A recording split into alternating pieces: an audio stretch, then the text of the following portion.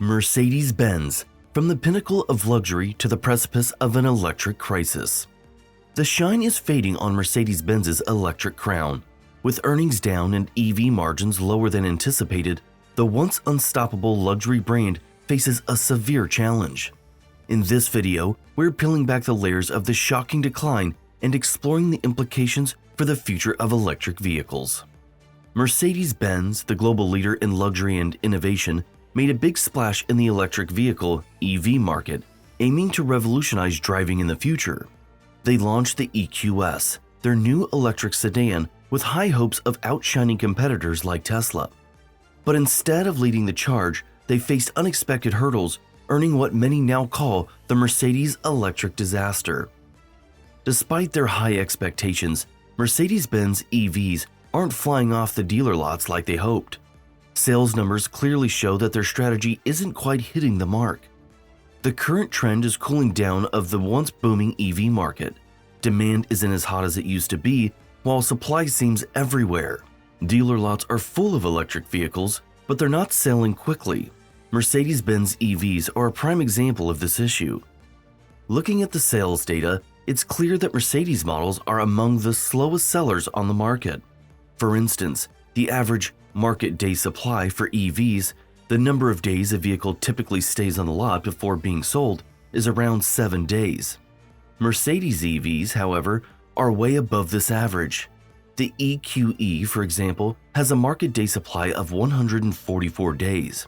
Even worse, the EQS and EQS SUV have a market day supply of 221 days, nearly double the industry average.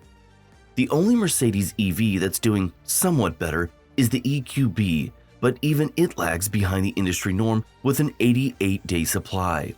One significant factor contributing to this slowdown is the ongoing price war led by companies like Ford and Tesla, which has squeezed margins and made it harder for premium brands like Mercedes to compete. Speaking of prices, that's another major hurdle. Mercedes has positioned its EVs as luxury items. This exclusivity comes with a hefty price tag. None of their current electric models are affordable. Many have six-figure price tags, and even longtime Mercedes customers find these prices too steep. So, what went wrong? In early 2021, Mercedes-Benz launched its new flagship electric sedan, the EQS. This car was supposed to be a game-changer, the so-called Tesla killer. It came fully electric, packed with luxury, and was priced in the same range as the Tesla Model S and S Plaid. To their credit, Mercedes delivered the interior. It was like stepping into a white snow fantasy with stunning stitching patterns and elegant wood. The interior did live up to the S-Class name. However, the exterior was another story. Mercedes went all out on aerodynamics, aiming to reduce drag and boost efficiency. But in the process, they sacrificed style. The result? An oddly shaped car that many considered downright unattractive. When people shell out over $100,000 for a luxury sedan, looks are a big deal. Fuel efficiency, not so much. Unsurprisingly, the EQS didn't exactly fly off the lot. Sales were disappointing. 2022 Mercedes sold just 23,400 EQS sedans, dropping to 14,100 in 2023. If you happen to buy one of these sedans, you faced brutal depreciation. Luxury cars generally lose value fast, but the EQS took it to a new level. In its first year, the car's value plummeted by 47.8%. You can find used EQSs for under $50,000, only $13,000 more than a top-of-the-line Toyota Camry. Needless to say, the EQS was a major flop for Mercedes, and the misstep has left the company struggling to transition to electric vehicles. It all starts with Dieter Zech's retirement.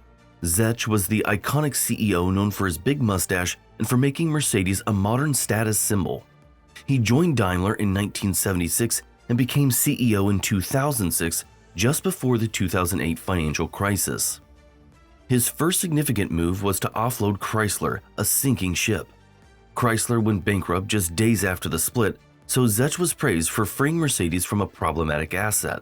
Zech navigated Mercedes through the financial crisis and helped the company surpass BMW as the best-selling premium carmaker in 2016. He was a shareholder favorite and his departure in 2019 marked the end of an era.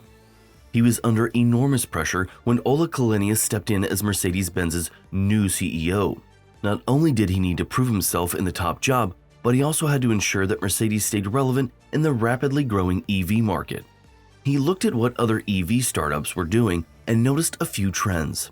These companies weren't just electrifying vehicles, they were also reinventing them. Think of the super modern designs, touch controls instead of physical buttons, and those cool tech-heavy features like huge central screens for everything from climate control to seat adjustments. The design was another big thing.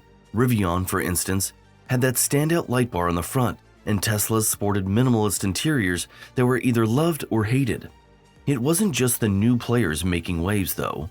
Even established names like Volkswagen were revamping their cars, with changes flowing down through brands like Audi, Lamborghini, Bentley, and Porsche. On the other hand, legacy automakers like Toyota and Honda took a more cautious approach, moving slower than their EV plans. But Källenius, keen to make a mark and show his vision for Mercedes, chose to dive headfirst into the EV trend. There were big announcements about Mercedes going all-electric and a massive €60 billion investment. With all this hype, you'd expect something groundbreaking to come from it, but instead, what we got was the EQS in 2021, a car that led to what many now call the EQ disaster. The EQS was just the beginning. Mercedes soon rolled out a whole lineup of EQ models, including the EQB, the EQE sedan, and the EQE SUV. These cars shared a common theme: smooth, featureless front bumpers and designs that looked like oversized eggs. This was incredibly disappointing for high-end models like the Mercedes EQS Maybach SUV, which started at a hefty $180,000 but didn't quite hit the mark in style. Now, I'm not saying there's anything inherently wrong with an egg-shaped design. Some people might actually like it, and some companies pull off this look quite well. Take Lucid's Air, which has an impressive drag coefficient and doesn't look like a giant egg.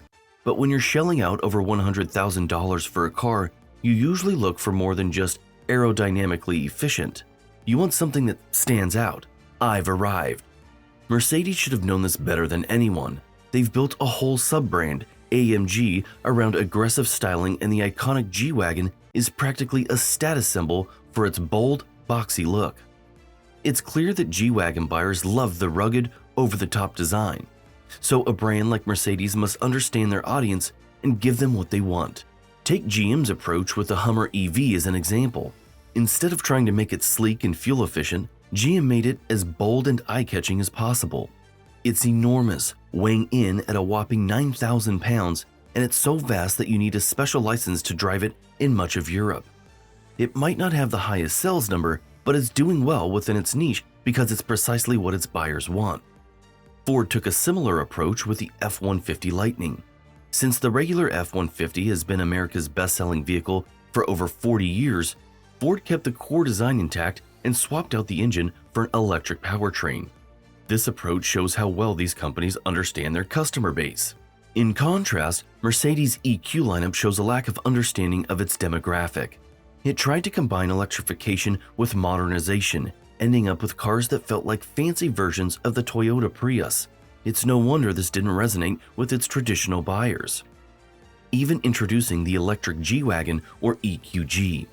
The G-Wagon is a legendary vehicle known for its distinctive, boxy shape and terrible fuel efficiency, so it's ironic that the electric version didn't quite capture the same essence. The current economic climate with rising interest rates doesn't help either. Mercedes is now scrambling to find ways to offset these losses. One logical step is to introduce more affordable models. The company plans to launch new models like the E-Class, a CL Coupe, and a plug-in hybrid GLC this year. These new models are internal combustion cars with smaller dimensions and significantly lower price tags. This shift shows that Mercedes is returning from its aggressive electrification strategy and focusing on more affordable, better-selling vehicles. The goal is to stabilize profit margins until there's a more even playing field between gas-powered and electric cars. The price difference between gas-powered and electric versions of the same model highlights the issue. For instance, the GLB, a gas-powered SUV, starts at around $45,000. Its electric counterpart, the EQB, starts at around $52,000, with the average transaction price being around $62,000. The E-Class starts at about $63,000, while the EQE begins at around $76,000 with an average price of nearly $92,000. These figures illustrate the significant price gap between Mercedes gas-powered cars and their electric versions.